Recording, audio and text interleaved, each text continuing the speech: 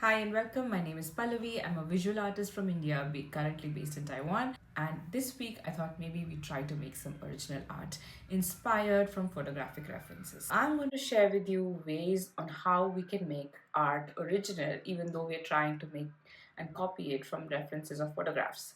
In the whole process, we're going to abstract it a bit, we're going to go loose, we're going to play, and we're just going to have a lot of fun rather than being fixated on creating something that's completely real and lifelike. My inspiration is this bouquet, which is placed right here by my studio, and it is basically a dried bouquet, but it is always a very inspirational site for me. The colors are beautiful, and they feel much more beautiful as it dries out. And I thought, let's paint this and let's get started. So, what we're going to do is we are going to make two artworks. The first one we'll start with semi abstraction and then we'll kind of go with a lot of play and abstraction. What you see on the left is the reference image, and what you see on the right is me blocking shapes. So, when you think about this, is just think about the major shapes you want to include.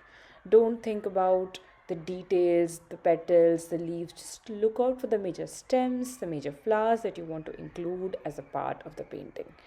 Now what I'm doing is I have used different color pencils to kind of just mark the shapes. That is all that I'm planning to do. I'll be using gouache paints for this artwork, while you can use any kind of paints. There is no restriction to the use of paints. Now as I started mixing with the colors, and as you can see, I see this deep green and blue, and what I started off with is I started off with making the leaves of the eucalyptus. Now this kind of eucalyptus is found a lot in Taiwan, and it's generally used in a lot of these wild bouquets. And as you can see, I'm not copying, I'm just looking at the feel and the flow of the bouquet as I'm trying to make the bouquet and the details. Now, the leaves are the most important and prominent part for me, and then I kind of move on to the lavender flowers.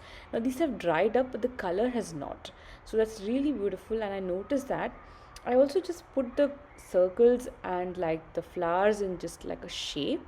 I'm not looking at detailing. If you're noticing, I am just looking at the bouquet like a shape, followed by finally the flowers. Now the flowers have dried, so they are brown in color, they have this reddish tint somewhere, they are yellowish, bit of green. So I'm looking at the shading and then trying to encapsulate the shapes here rather than the details. Now, again, something to remember is you're just trying to copy and put the shapes in. Now, what this will do to your mind is your mind will look away from realism and details and move to the broader aspects of art. That is, just look at the shapes, the colors, the highlights, the lights, the darks, and then obviously playing around with it. Like I did these platters, you could do something else. Finally the ribbon, and again I'm not following the shades of the color but just trying to be very fluid with it. And now we move to the second one. So for the second one, I'm using a broad brush and I'm kind of going in more playfully, more strongly, and playing with these dense colors of green and blue shades. Now my intention is to go looser. You have to force yourself to kind of go looser and more abstract. You're not looking at creating these detailed flowers now. You're looking at creating these free expressive state. So you're going to look at the energy you want to create of the flowers, and that is going to be your sole focus. So keep that in mind, keep the colors in mind. The best idea would be to use the colors from the palette and kind of play with it and go all in with the colors. Now I love to use bright shades during such times because it kind of shows the energy of the painting.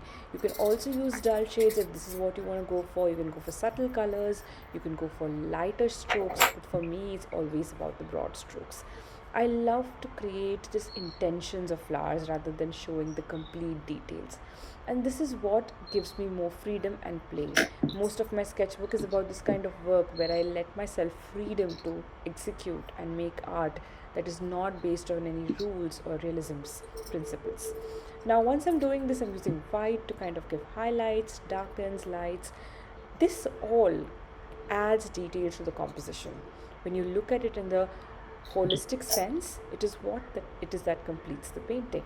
So then I'm adding details with a thinner brush, like very basic details, and I'm almost towards the end of my painting as I just go fluidly in and out with this. If you give this a try, do let me know.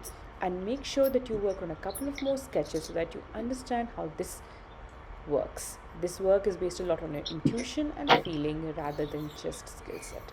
So keep that in mind whenever you're making this piece of artwork. So I hope you enjoyed this little session. It was 10 minutes for me in real time.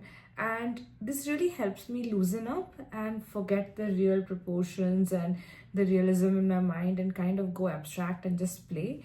We made these two different styles of the same bouquet, and you saw how this was starting a bit looser where we focused on the shapes, and here we kind of went more loose and just focused on the feeling, the colors, and kind of the atmosphere of it. So I hope you liked it and I hope you enjoyed it. If you do try it, then let me know. And as an artist, if you're someone who's looking out to loosen up in their work, then please let me know and I can make more of these. This is, I feel as an artist, it is easier to keep working in the same style rather than push yourself out of the comfort zone. This is definitely not a comfort zone for most of us, but once you kind of get the hold of it, it becomes much more easier to work on larger scales, larger projects, and do more work which is more original, even though you have a base of, let's say, a reference photo. So I hope you enjoyed this and see you next week.